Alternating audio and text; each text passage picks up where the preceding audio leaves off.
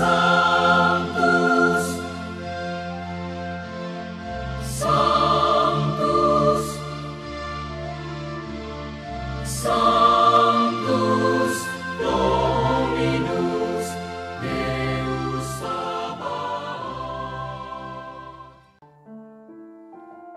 Bapak, Ibu, dan saudara-saudariku yang terkasih dalam Tuhan kita Yesus Kristus, salam sejahtera untuk kita semua. Berkat Allah yang Maha Kuasa senantiasa menyertai kita. Hari Rabu tanggal 30 November tahun 2022 adalah Pesta Santo Andreas Rasul.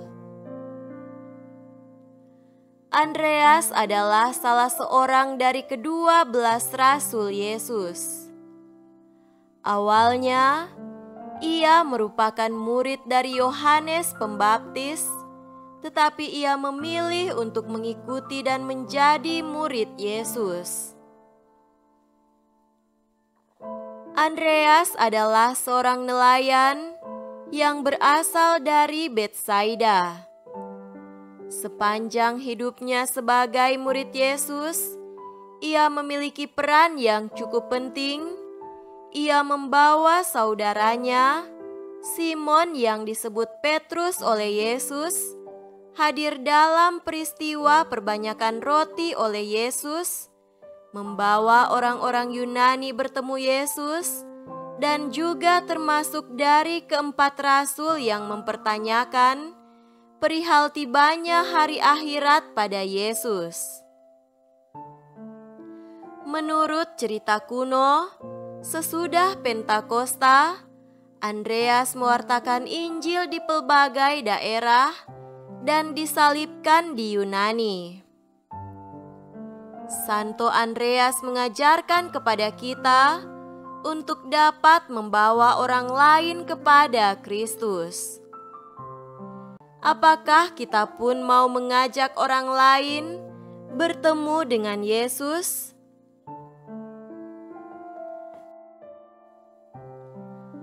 Marilah kita mendengarkan dan merenungkan bacaan-bacaan kitab suci.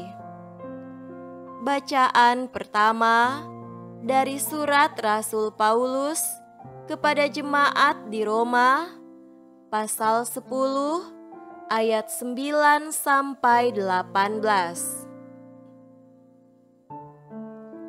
Sebab jika kamu mengaku dengan mulutmu bahwa Yesus adalah Tuhan dan percaya dalam hatimu bahwa Allah telah membangkitkan Dia dari antara orang mati, maka kamu akan diselamatkan.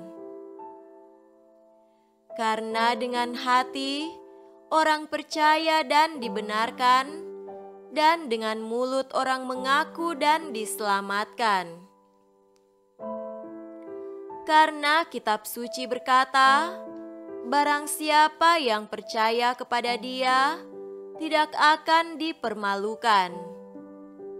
Sebab tidak ada perbedaan antara orang Yahudi dan orang Yunani. Karena Allah yang satu itu adalah Tuhan dari semua orang, kaya bagi semua orang yang berseru kepadanya.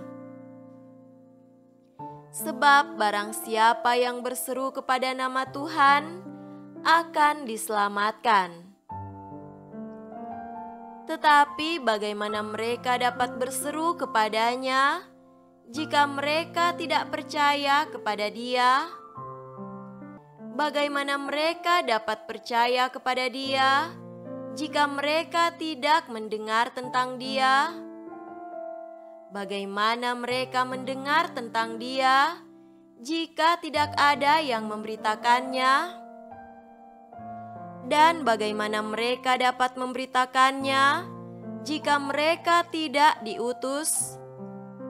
Seperti ada tertulis, betapa indahnya kedatangan mereka yang membawa kabar baik. tetapi tidak semua orang telah menerima kabar baik itu. Yesaya sendiri berkata, "Tuhan, siapakah yang percaya kepada pemberitaan kami?" Jadi, iman timbul dari pendengaran, dan pendengaran adalah firman Kristus. Tetapi aku bertanya, adakah mereka tidak mendengarnya? Memang mereka telah mendengarnya. Suara mereka sampai ke seluruh dunia, dan perkataan mereka sampai ke ujung bumi. Demikianlah sabda Tuhan. Syukur kepada Allah.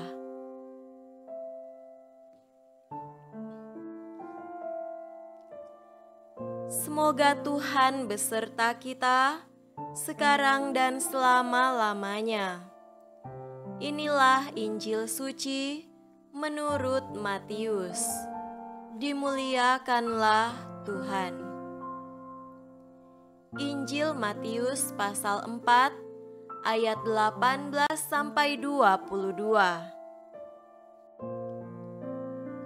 Dan ketika Yesus sedang berjalan menyusur danau Galilea, ia melihat dua orang bersaudara, yaitu Simon yang disebut Petrus dan Andreas saudaranya. Mereka sedang menebarkan jala di danau, sebab mereka penjala ikan. Yesus berkata kepada mereka, "Mari, ikutlah aku, dan kamu akan kujadikan penjala manusia." Lalu mereka pun segera meninggalkan jalannya dan mengikuti Dia. Dan setelah Yesus pergi dari sana, dilihatnya pula dua orang bersaudara, yaitu Yakobus anak Zebedeus dan Yohanes saudaranya, bersama ayah mereka, Zebedeus, sedang membereskan jala di dalam perahu. Yesus memanggil mereka, dan mereka segera meninggalkan perahu serta ayahnya, lalu mengikuti Dia. Demikianlah sabda Tuhan. Terpujilah Kristus.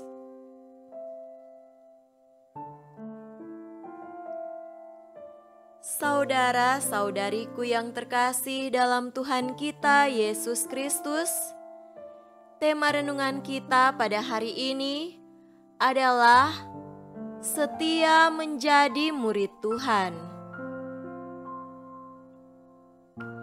Injil hari ini mengisahkan tentang Yesus yang memanggil murid-muridnya yang pertama sebelum memulai perjalanan misinya.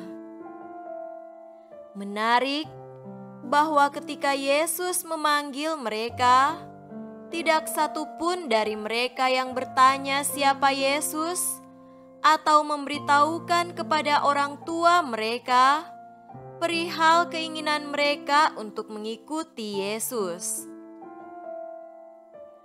Kata-kata "ikutilah aku" seperti mempunyai daya magis tersendiri dan menghipnotis mereka, sehingga mereka dengan begitu mudah dan gampang mengikuti Yesus dan meninggalkan orang tua mereka.